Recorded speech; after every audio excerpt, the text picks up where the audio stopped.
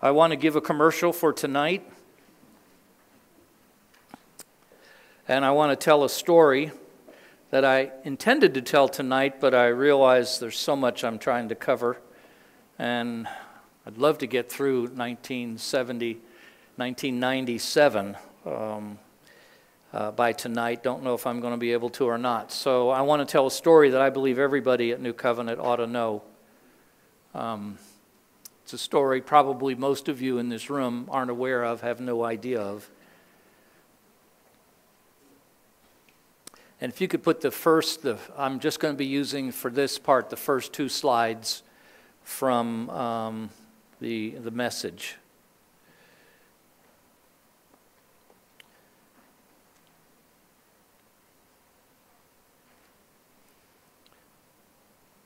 It's being quite interesting.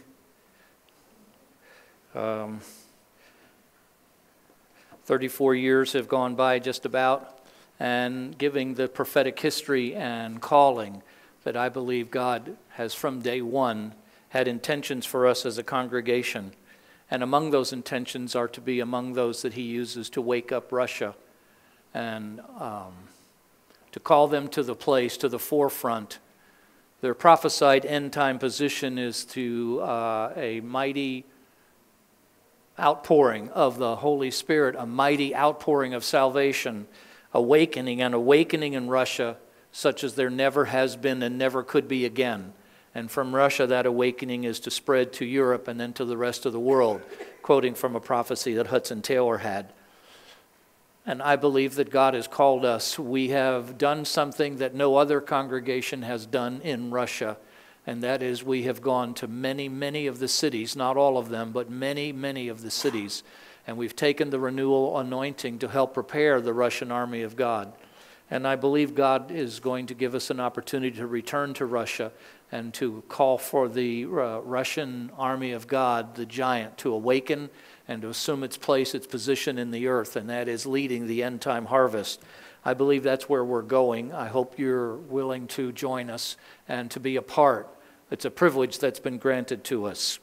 And so what I have in the second slide is our first, it was my second, John Cope and I went to Russia first when renewal hit New Covenant, it was 1995. And 1996, and we spent 1995 having 5 services a week.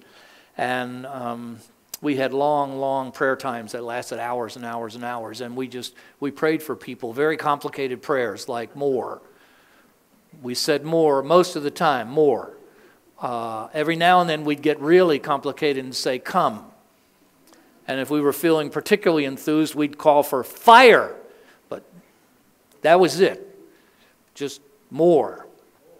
We just did it over and over, night after night, week after week. And we saw such phenomenal things take place. It was a time of outpouring, and God was thoroughly immersing us. We decided we would host with other churches 3 conferences. We actually had 4 conferences in 1996. We invited Randy Clark in February, had it in a meeting in someplace else. We invited Wesley Campbell for Easter, and we invited Guy Chevreau for sometime later in the spring. And Stacy Campbell actually came at the end of the year and did a prophetic conference, an intercessory conference here. But during that, the first one, during the Randy Clark conference, he read a prophecy maybe I heard years and years and years and years ago, but it was long lost in the shelves, the books on the shelves, that Hudson Taylor gave regarding Russia and the end-time role they would play, the Russian army of God, and it would lead the way and lead into, and from it would spring an end-time global revival. And that was so far away from my thinking and understanding. And Randy was going to go in a few weeks, about 6 weeks, and he was looking for team members to go. And so I'd spent almost a year saying more and come. And I thought, I can learn those in Russian. Because that was one of my big hang-ups about going to a foreign country, because I wouldn't know the language. And it was one of my big hang-ups that I don't want to get people to pay for going to a foreign country. They can't speak the language. I was wrong. I was completely wrong. And so God has a wonderful way of training us. He's in the process through one of the prophets of what I call the pillar prophecies of New Covenant, Dan Cheatham. He said God is maneuvering you and your church into a strategic end-time position.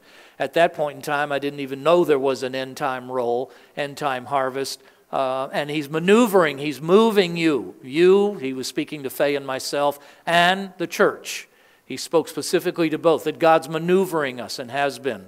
And preparing us. So that was one of the ways God's maneuvered me. So when I sat there listening to Randy Clark, I said, I can do that. I can go to Moscow. I can learn more in Russian. I can say more here night after night. I can say it there.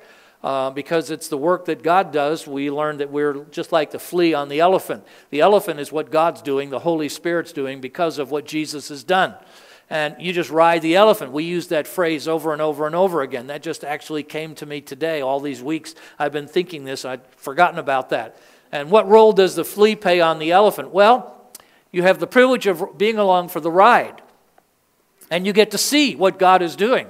And sometimes you get to learn, if you get comfortable and you're experienced, you can sense that the elephant is moving forward. So then you just say, forward, because you sense that's where the elephant's going, and you feel, I'm a real part of this. I'm telling the elephant to go forward, and it's going, but you just sensed what the elephant was already doing. You understand? Or if you sense the elephant is now turning right a little bit, what you do if you're the flea on the elephant, you say, turn right. And you understand? And you feel like you've really had a part. But you're actually just a flea on the elephant enjoying the ride, and sometimes that you're able to sense what God is doing, what He's saying. So when John Cope and I went, I heard the sound of the train. If you've been a part of the prophetic series, that means something to you. All that week that John and I went to Moscow, and for what we call Catch the Fire 1 in Moscow, I said over and over and over and over again, come tonight and you'll find out why. I said, I hear the sound of the train. So I tried to influence. I wanted to take 100 people to Russia the next year, 1997. Now, the walls had come down, 7, 8 years before that. There was none of us had traveled to Russia, Red Square, Moscow. And so there was a lot of interest. We ended up taking a team of 93 people to do a Catch the Fire conference. Randy said, we've done this for leaders in Moscow. I want to Catch the Fire, prepare the people for their end time calling. I want to take it to cities. And I was around listening to him tell all the stories, and I said to myself, hey, God's used us to take the gospel and take medical missions and take vacation Bible school. He's used us to do it to the Bataan. That's a huge chunk of Guatemala. We've done that week after week, team after team, year after year. And so I said, hey, this is a whole different thing, different country and so on, but we've gone week after week and sent team after team. We'd like to be a part of that, because Renewal had been going here, and as it turns out, nobody else was willing to do it, so we did it. And in the first time we went, we took 93 people. And the class of 21, when you are called by God to do an assignment, especially a significant assignment, one that's way beyond you, that you're not able to do in your own self, then there'll be needs that you have. And there'll be times where God's training you, He's discipling you, He's teaching you, about, if He's called you to it, if it's His assignment, just watch Him. Sit on the elephant, watch what's taking place, and as soon as you really catch it, then just call for it. Do you understand? Just say. So we flew, and we arrived in Moscow on the 20th, and we had a team of 93 plus. We met interpreters in Moscow. And so we knew we were going to split immediately into two large teams. John Cope would lead a team of about 50. I would lead a team of about 50. And both of us were going to two large cities. And then after we did those two large, John by train, my group, because it was so far, it was right close to the Ural Mountains, we had to fly. And then we would subdivide again. That was our plan. That's what we did. So we flew into Moscow to fly to the Ural Mountains. You had to go to a second airport. John and his group, they went, and while we were there as a whole big group, this won't make much sense, but Keith and Ivona were there, and Ivona was the one that taught our worship team how to sing in phonetic Russian, and so she and her husband didn't have any children, and we said, hey, would you like to go with us? And we don't have money. Well, we'll pay for it. So in Moscow, we picked up Keith and Ivona. Ivona, quite a musician. As I said, she was the one that taught our worship team how to sing in phonetic Russian. So as we were at the airport, getting ready to go, and among those on our team was Barry Babb, worship leader, staff pastor here. And I had been talking about numbers, how God works through numbers, order. He began mathematics. All mathematics has flown from him. And any abilities we have, it's only because he's made them possible. And so God was teaching me about mathematics, and he taught us about fundamental mathematics, sevens and 7.7 and $70,000 and 77 giving units. And that was my introduction to God will sometimes let you know he's up to something by the virtue of the order and the synchronization of numbers. So as we were standing at the gate, ready to board the airplane to fly to Izhevsk while John Cope's team had gone to the rail station, I noticed that some people were at the window. Now, we were in Moscow. Most of the people, you know, they were afraid, understandably. This had not been that long ago. It had been communism, and, you know, the airport wasn't like their airports are now and like our airports are. They were dark, and they were mysterious, and you were very quiet, and so I just started noticing a person got set aside. They went to the window. Some went to the window, got their ticket, and they went to board the plane. Some went to the window, and they were given something, and they came over here and stood in the... And after about 10 or 15 of them I went over there and said, what is going on? And they said, well, we don't have tickets. What do you mean you don't have tickets? All this was done. We don't have tickets. You know, and there's apprehension in the room now. We don't have tickets. And some of my team of 50, some of them are going and boarding a plane. It was an interesting plane. The planes back then weren't the big luxury liners, you know, where they put all the luggage. After everybody was in the seat, they would put all the luggage in the aisle. And so the whole aisle was filled with all the luggage. A little hard to get out in case of emergency, but... So we started getting our interpreter in on it. What is going on? At the end of the day, what happened, the next day was the 21st of May. Somebody gave a clump of tickets. They happened to be 21 tickets. They happened to be our worship team that was going on mine. John Cope, he had his worship team. They were going by train. Our worship team and our intercessors, almost everybody on the worship team and intercessors, how they all got together in a clump because Vicky did things alphabetical, I don't know. All I can come up with, God picked him. Barry actually got on the plane. And when he saw that nobody else from the worship team was on the plane, he got off the plane. He come and told me, hey, I don't know what's going on, but I'm going to go. I'm going to go, and I'm going to be with the team. He made the 21st person. There were 21 of them. What happened is the guy who wrote the tickets, the Russian ticket agent, he counted 21. He must have made the slip in his mind, or an angel. I think Fred was busy back then, and Fred said, 21, you know, write the tickets for tomorrow, not today. Write them for the 21st, not the 20th. That's when our tickets were written for. So 21 people got tickets written for the 21st. So when they ordered the airplane, they ordered an airplane that had 21 less seats than the ones that we flew on. So there they were. They instantly named themselves the class of 21. Marv said, okay, God did this, so what we're going to do is we're going to go to Red Square and we're going to intercede. So they did. They went and they established ley lines all over Red Square. That'll be another message, another topic. And they had a wonderful time for 2 to 3 hours all over. They got in trouble with the Russian Orthodox Church, which is good. They sense something's going on. And so they just had a wonderful time. But in the back of Barry's mind, there was a problem. He was a worship team leader. Barry is quite an accomplished musician, and he didn't have a bass player, and he didn't have a soundboard person. And, you know, and he tried to get one here in Knoxville, and he just could never get one. He needed a bass player. He needed a soundboard person, and what was he going to do? He didn't know. And when I saw the whole worship team that was a part of that I was going with, then I thought, what am I going to do? And then I realized God made it possible for Ivona to come. Ivona made it. She wasn't on Barry's worship team. So we went on to Izhevsk and minus 21 people.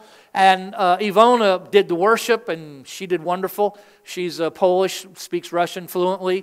And meanwhile, back in Moscow, here's this group of 21, and they don't know what to do.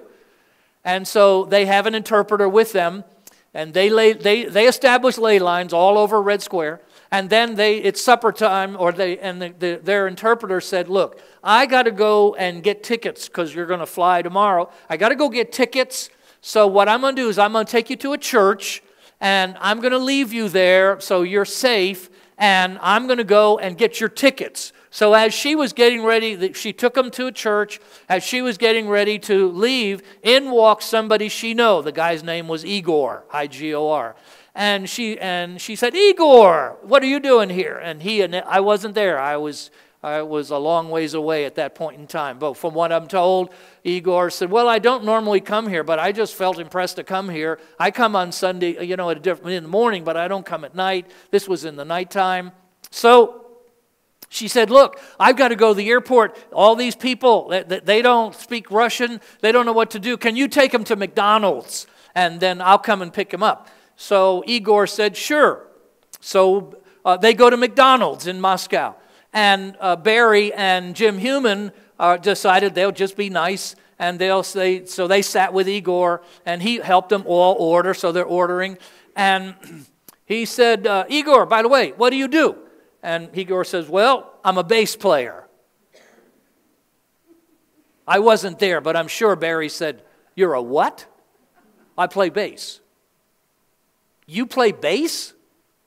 Yes, I'm also a sound engineer. You're a what? A sound engineer. And he was speaking to him in English, and he was a Russian, so he obviously could speak Russian and English. And yeah. You're a bass player, and you're a sound engineer, and you speak Russian and you speak English. Would your wife, he was married, would your wife let you go with us, for the next week and be our bass player and our engineer, our sound engineer? He said, I'll have to find out. I don't have any money. We'll pay for it. So he called his wife. She said yes. So Igor, I guess I'm in. So Barry, he had his bass player. He had his sound engineer. He had someone who could speak Russian and English. And it's like your head is whirring.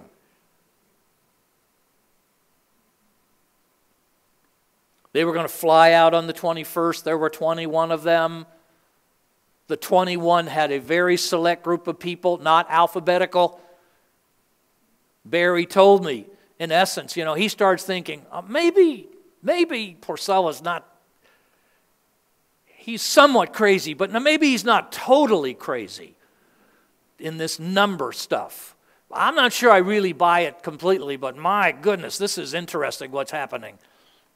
So the day finishes, they've got their bass player, they've got their sound engineer, and it's time for them to go home. So he walks into the Izmailova Hotel, that's where we were staying, and he walks in through the double doors, and he steps foot down, foot down, and he turns to the left to look at the clock, the big Russian digital clock that's on the wall of the Izmailova Hotel. Now, this is what he saw. Can you help me? Jonathan, can you help me? All right. That's not the clock in the Izmailova Hotel. But that's what it said. It said 21:21. Now, that means it was what? 9 o'clock and 21 minutes after 9. How many minutes could he have come in there and that thing said 21:21?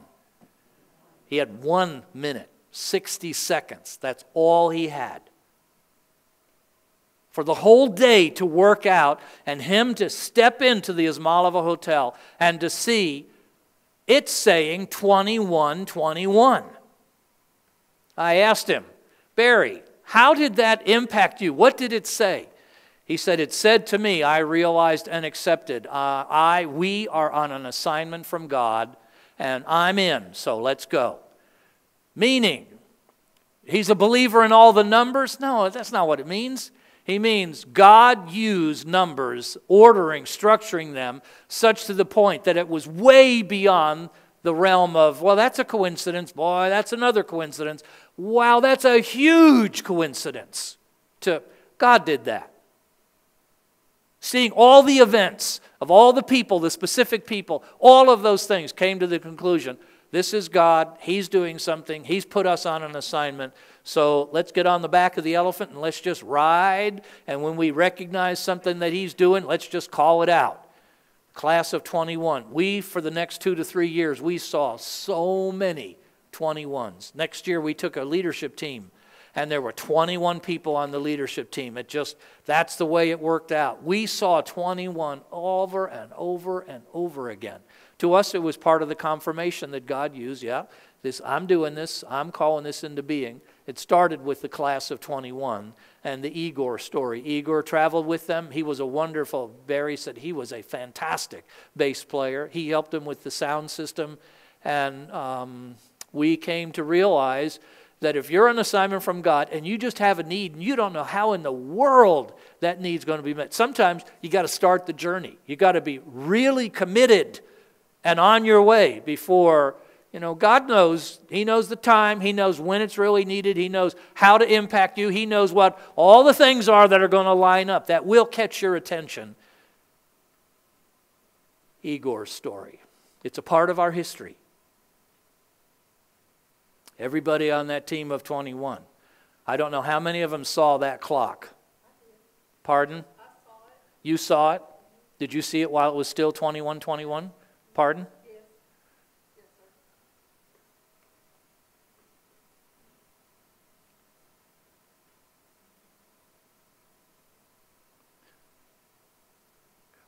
sir. Things are progressing.